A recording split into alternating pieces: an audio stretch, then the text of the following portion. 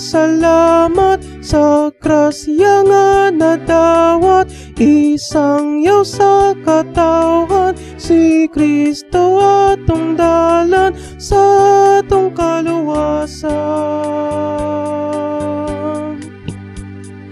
Kung magalinaw ni Kristo ug ang kayo sa Ginoo, magauban diha ka nato kada siksa atong pagpuyo.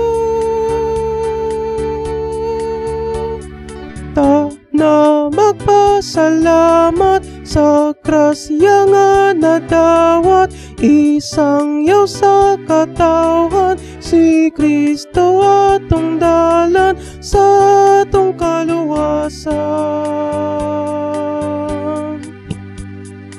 Magpasalamat kanunay sa mga awit sa kalipay, ang kinabuhing malagaron maoy ipakita ta karon.